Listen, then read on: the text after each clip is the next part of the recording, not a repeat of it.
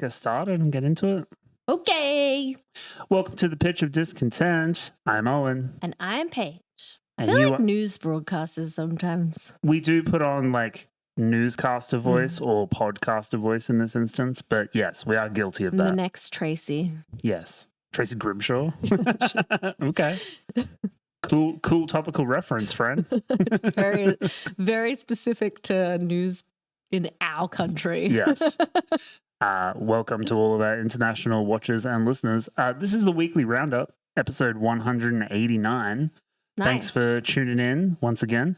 We're going to get through... We're going to get through. We are going to get through some alternative tunes this week, as we do most weeks. Paige, do you have anything that you would like to rant about for approximately 10 minutes at the start of today's episode? You know what really grinds my gears?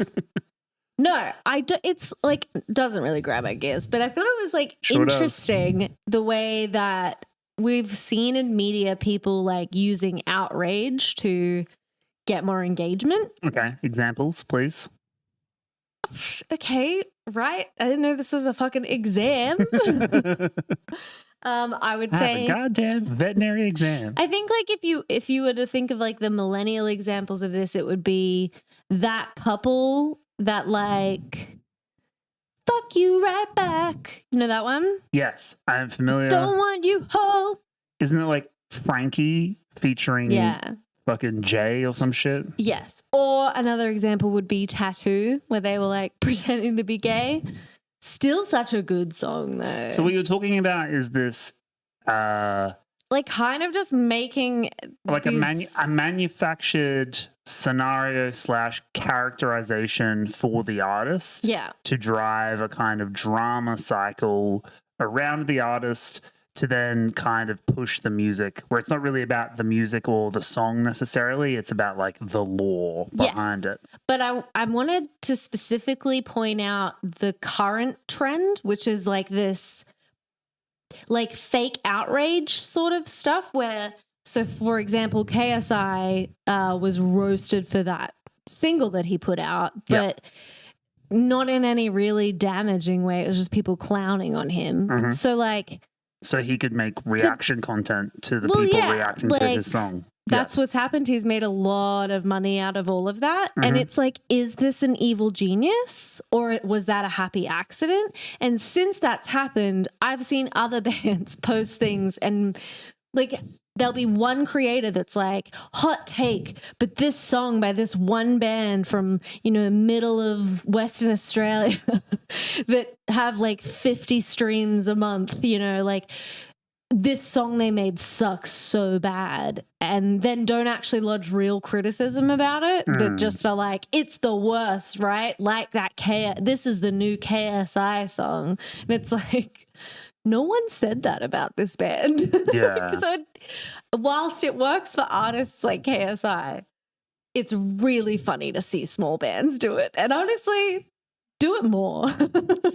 Yeah, I guess like this is by no means an original observation, but like we are very much in a attention economy. Yeah. So like if you can get eyeballs on your content, and content in scare quotes here, because like if you're a musician and an artist and a creative, it's much easier to manufacture some kind of outrage or story behind that content rather than just like put it out there into the void and people organically talk about it in whichever way they're provoked to. Yeah. And we are definitely in this kind of scenario where everyone is incentivized to have takes, not positions, not necessarily opinions, and certainly not anything that has ultimate value, any like real kind of value or argumentative basis or like well-reasoned critique. It's just like, what do you feel in your gut straight away?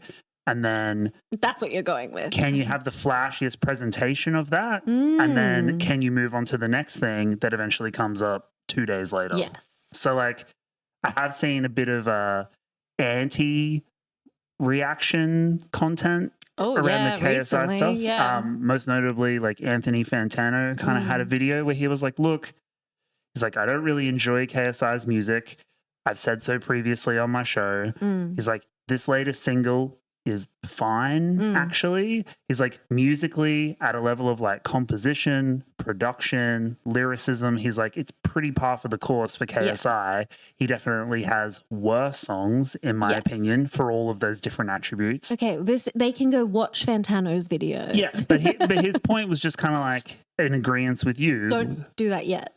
Stay, just wait. He doesn't need those streams. He has them. But no, his point was like, look, if you're trying to level a reasoned critique about why this song sucks specifically, he's like, I'm not really seeing that. Yeah. I'm just seeing who can get in with the quickest dunk to be like, oh yeah, this new song sucks, without really going beyond that. I'm just seeing that was the plan the whole time. Like he most likely had deals with all of those creators that were like pulling the piss out of it. I think that they knew that this was going to be a little bit goofy, and they like either it happened naturally, but once it started happening, they were like, let's go. So what you're talking about is the YouTube deep state, basically. My conspiracy. No, I just think that there's You're like Charlie with the red twine on the board, like, that's the conspiracy. Yes, that's me. No, I just like I noticed I work in marketing, so like shut the fuck up. I notice marketing trends, and this to me is a marketing trend, a very successful one. Look, I think has KSI's artistic integrity, to whatever degree you could say that he had it, has that taken some kind of a dent throughout this cycle? Perhaps. I mean, no, for me it was like, I guess like through the value of the song, like I don't know, I thought it was a good enough pop song. Sounded like kind of like an Imagine Dragons. I feel like if you're a KSI ride or die, like that was probably fine. It gets stuck in my head a little bit, to be honest. Yeah. No, like big breakaway thing about it. It feels like everything that came out in the early 2000s, like 2010s. 2010s, yeah. Like very like Alt J Imagine Dragons track. It feels very like derivative of that. Yeah. Big millennial what-oh kind of refrains and stuff. There's a lot of what-ohs, yeah. But anyway, I think you're right that there's definitely a manufactured quality to a lot of this stuff too. Yeah, like it might not be as like dubious as it sounds. Just the matter of like when you pick up on a general crowd's reaction to a certain thing, you can roll with that and then make money out of it essentially. Yes. And these creators and the teams around them have been doing this like a long time. It's actually kind of genius. And I think they'll keep doing it for as long as it is profitable to do so. Okay. I like the big pause you gave it, though, for dramatic effect. That was my well-reasoned critique, my take, if you will. Yes, very hot take. Lukewarm take. I don't have any album shout-outs this week, mainly because I haven't had the time to get through my listening queue, so I don't have anything outside of what we're featuring on the show today to shout out. But I will say I went to a gig on the weekend. I went and saw Koyo from Long Island. And the gig was good. It was fun. Good gig. I didn't go. I had to stay home, take care of the children. You did. And you did that. The dogdren. You did that very well. I thought I killed it. He appreciated the company. Yeah, we were just kicking it. No, I guess if you've been watching the show for a while, you know that I love that Koyo record from last year. It was probably my favorite album of last year. Yeah, so I was excited to see them, roll through those songs live. The lineup was sick, had some Melbourne hardcore, had some like alternative kind of grunge stuff, had Secret World from Sydney, which is a bit of a all-star kind of lineup. And then Koyo just kind of got in there and did their thing. And it was fucking sick. It was brilliant. Yeah. I don't really have any like inspired take on that situation. Just gigs are good. Go to gigs. Go to gigs. Rest in peace, Liam Payne. Oh, yeah. That was a bit sad. A bit wild. I mean, like, and the internet's just kind of clowning on the guy and he died. Yeah. It's weird sometimes being online, yeah. Everything is so online when you're there. Yeah, very much so. Speaking of online, should we get into the show for this week? Yeah, let's do it. All right, let's get into it.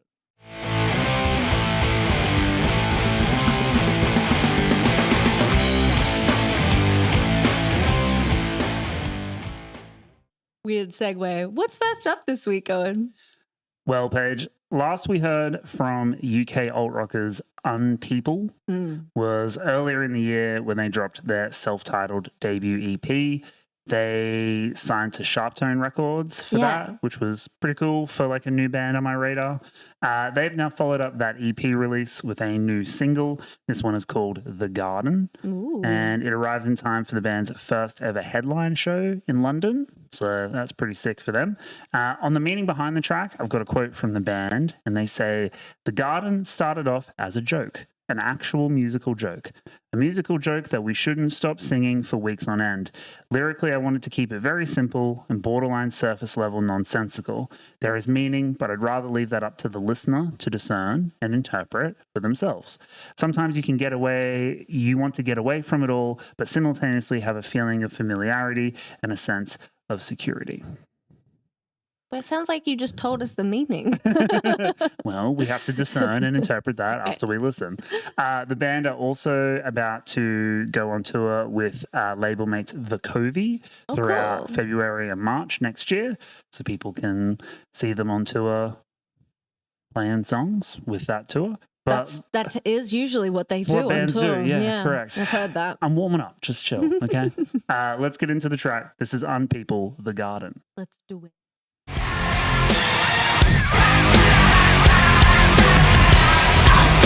Working, feel that sun beating down on me. I think I'm burning. I gotta get back in. No, I just wanna go nowhere.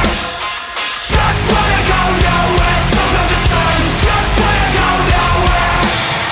Just wanna go nowhere. Sick of myself. Live together, die alone. That's the meaning, you reckon? Yeah. I mean, it's what old mate Jack says in Lost. Yes. Yes, it is Jack repeatedly. Yeah. That's what it means. Hey, we have to go back. I have to tell you something about your future. Nope, that's Back to the Future. My bad. What did you think of the track? I loved it. I thought it was really fun. It was... I mean, his vocal is amazing. I wish I could sound that way. It's so like high end but controlled, and there's a bunch of different like passages too where it like switches and drops into different registers. Like there's a little, it's more like soulful. There's a little soft spoken word bit. There's a little bit of a scream going on there. Like the holla back line. What is that called? Also, the drum line is like super simple, but just like the bass line, just very driving, very front, very like metronomic. Yeah, it was delicious. Yeah, it was good. I liked it a lot. I think it would kind of kick off live because you could definitely give it a lot of like oomph and power and stuff. Also, like a whole crowd just singing da da da da da da. That's all you need. Very easy. That's beautiful. Very good. If you had to wager what it was about, if you had to discern and interpret. Live together, die alone. Okay, you think that's what it means? That's what it means. Okay. I think that's fair. Mm-hmm. I also just think he wants to go to the garden. Like the beer garden? Maybe. Nice. All right, let's move on to the next one for this week. We have a new EP on the way from Bangkok evilcore outfit Whispers. Oh, yeah. We featured these guys on the show way back when, but they are currently on a tear taking Thailand hardcore worldwide. Nice. They are on tour at the moment for the Flat Spot World European Tour alongside Speed, End It, Life's Question, Silver, and Mortal Form. Their forthcoming EP is called Yom Ma Lok and is set for release on December 13th through Flat Spot Records, which is also home to Speed, Zulu, a bunch of others. They have released a lead single from the EP. It's called Retribution. Fucking rocks. I've got a quote here from vocalist Nitisat Shaburi, or Mike as he's known, which is probably easier. Apologies, Mike. This is the quote. The main idea of writing the song came from my own belief that in the end, we cannot escape the consequences of the karma that we have done unjustly to each other. Even if you are big in the sky or have a lot of power, fame, and money, you cannot use those things to wash away your sins or replace the things that you have done to the hearts of others. We see this kind of thing continually in every social context without exception because we believe that even though we are just small humans, we have enormous desires. We look for and want to rely on others for help anyway.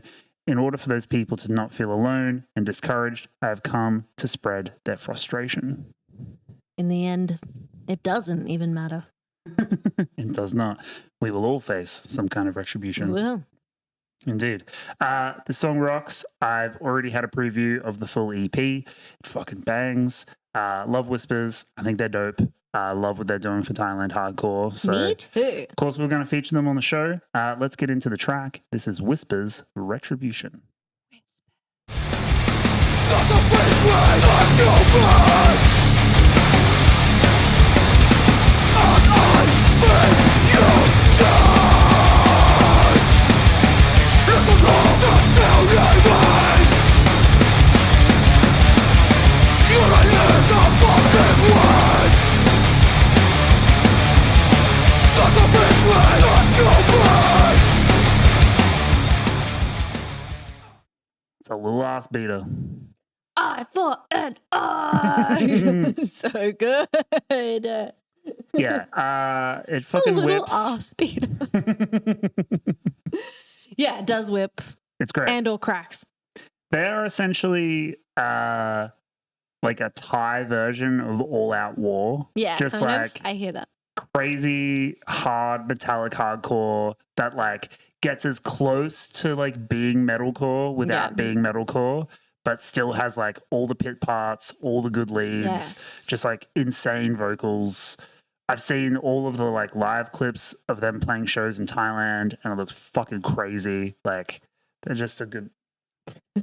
Reese was chewing on a tennis ball next to me. Sorry, we were It was distracted. like, Anyway, the song is good. oh my God. Can we, real quick? Yes, the song was great. You heard it here first. Ding. What's your The interjection? comment we got on the last video that was just like, I can't believe you kicked the dog.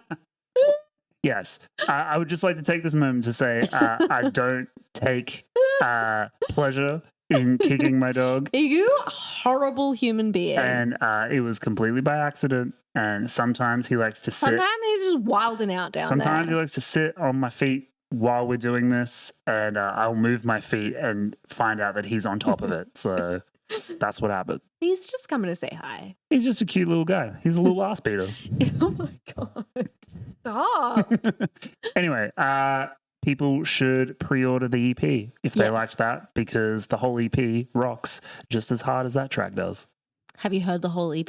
I have. I've got a preview stream. Ooh, So I'm so cool. Perks.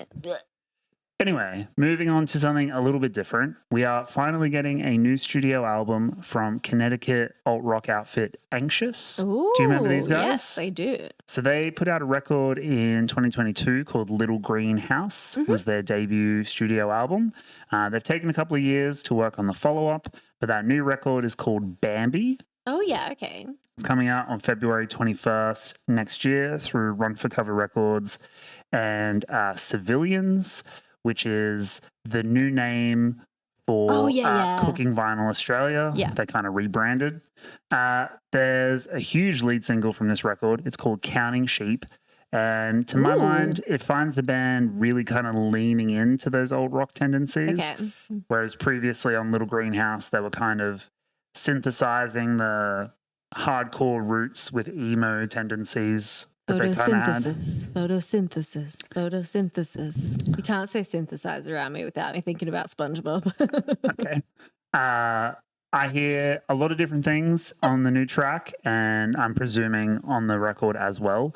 I'm hearing a little bit of Jimmy Eat World, a little bit of Nice. Third Eye Blind, Third Eye Blind Little bit of- and Jimmy World? a little bit of Smashing Pumpkins, a little Okay, bit well, of stuff.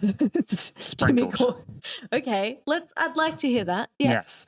I've got a quote here from guitarist and co-vocalist Dante Maluki, who discussed the song and its origins, saying, quote, "This one is totally insane. I had the idea that I could turn the vibe of the Gorillaz self-titled record into a cool, anxious track, and once I had the verse melody and the quick 16th rhythm pacing, I knew it was going to be the best song. It's about What? being lethargic and wasting your time and hiding, all because you're too afraid to confront just about everything. This is the craziest description of a song. Okay, I'm down. Yeah, it's sick. Let's just jump into it because I want to kind of break it down on the other side. But this is Anxious, Counting Sheep. Let's do it. Place to hide till every minute goes from morning to night. Are you slaving all the things that I said? Counting sheep and sour, sweet indifference. Sour, sweet indifference. All right. So Paige was distracted and barely listened to the song, Listen to the whole song. but she's been working through like a grand unified theory that all songs can be thought of in the Luke, let's not have genres anymore. in the hypothetical film soundtrack that they Yeah. would fit best in. That's how I categorize songs. Okay. Genres be damned. So what listening- film would it fit in? Listening to Counting Sheep, what were the film soundtracks you were thinking of? I initially said Looking for Alibrandi, but I have used that one Okay. countless times. And then I was like, Perks of Being a Wallflower, for Okay. sure. Yeah, teen drama. Yep. Nice. Nick and Nora's Infinite Playlist. Yep, music related. Definitely. Yes, it is. Okay. But then like it could be on the Outer Banks. Like Very topical. if we go to Great. modern, the latest season of Outer Banks could Yeah. totally feature Season this 4 on Netflix right now. Not sponsored. sponsor us. Please sponsor us. No, don't. Then we can't say like half of the shit we say. Nah, we're good. Anyway, I think that sums it up. It's fun, like beachy, carefree vibes, but it's got a lot of that like early 2000s sort of pop grunge. I can see kind of what the quote that I read before was talking about. Totally. Like there is this kind of rhythmic buildup in the verses, and then once it pops into that chorus, it definitely just like gets super bright Yeah. and summery. The hook is massive, super catchy. Definitely like top down, driving down an ocean road type Yes, stuff. for sure. Definitely OC season 2 soundtrack. Yeah, like one of the filler episodes. 'Cause that season was rough. The group hang. if- Yeah, the group hang episode. Yeah. For sure. Perfect. Or it could be like the Spider-Man episode as they pan out from the kiss. Nah, that's the Champagne Supernova. It is. And Yes. I wouldn't change that one for the No, world. it's pretty iconic. Great scene. Let's move on to something completely different. Okay. Last we heard from Austrian blackened melodic post-rock twosome Harakiri For The Sky was with the release of their 2021 album Mea. Oh, yeah. This is one of those like European words that has like the A and the E that's like merged together. Mm. It's probably got its own name. Oh, yeah. But I'm an ignorant Australian. I don't know what it is. The squiggle above a U is an oolong. An umlaut? Oh, that's it. Yeah. Good one. I tried. The band's upcoming record is called Scorched Earth, and it is out on January 24th. Me when Reese eats my socks You go, Scorched Earth, on our dog with love and affection. with just adoration. Yes. Oh, please don't do that, bud. Yes, January 24th through Art of Propaganda Records. I have a statement from the band about their choice of single.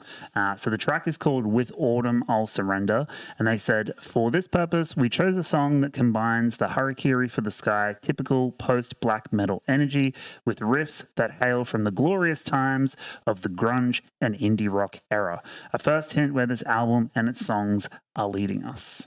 Ooh, okay. So not your typical reference points for a band of this kind of ilk that do like, you know, albums that have like 5 songs and all of them go for like 10 minutes. Yeah. So weird to lean into some grunge and indie stuff, but it's cool. And I'll see where it goes. The track is dope. Let's have a listen. It says Harakiri For The Sky, With Autumn I'll Surrender. Ooh.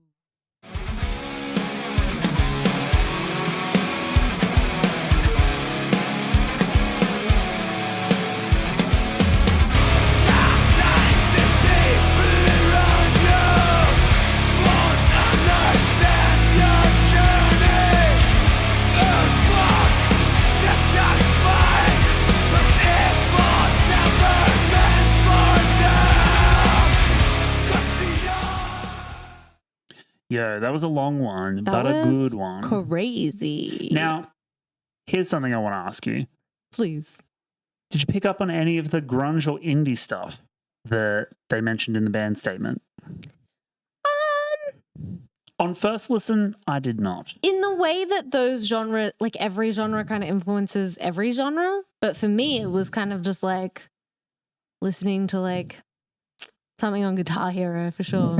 Like it was all about the guitar for me. I on think that that guitar line gives it a very like epic kind of quality in the way that like a power metal guitar line That's has what this, it does sound like. has this big like uplifting triumphant kind of quality to it, which is like the melodic aspect of their like blackened melodic post rock sort of stuff. So like they are pulling from a bunch of different genres and kind of merging them into one.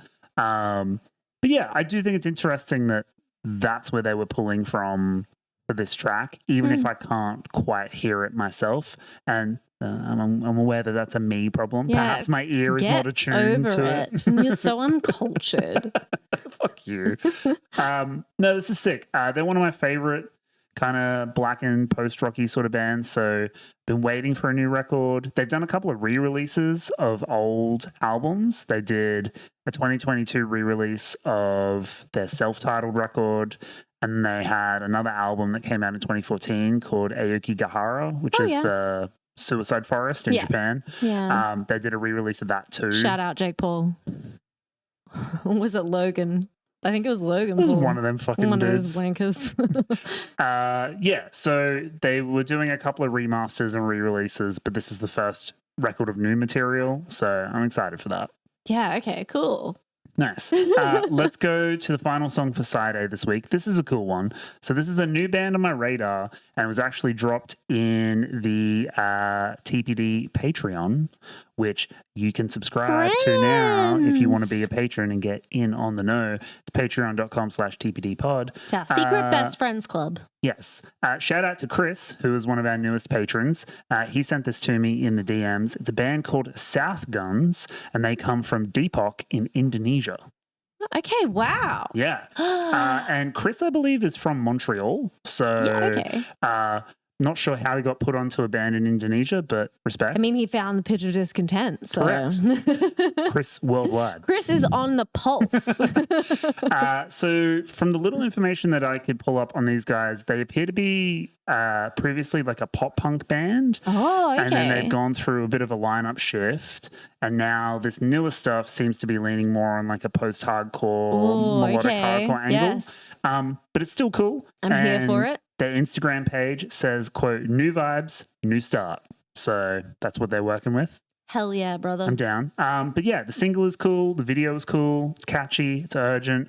And yeah, I wanted to shout out Chris and I wanted to feature it on the show. Well, I'd like to hear it. Indeed. And you can do the same thing. If you sign up to the Patreon, you can send me music and I will listen to it and tell you what I think. Please do. Please do. Let's have a listen. This is Southguns, Breaking the Grey. All right, let's do it.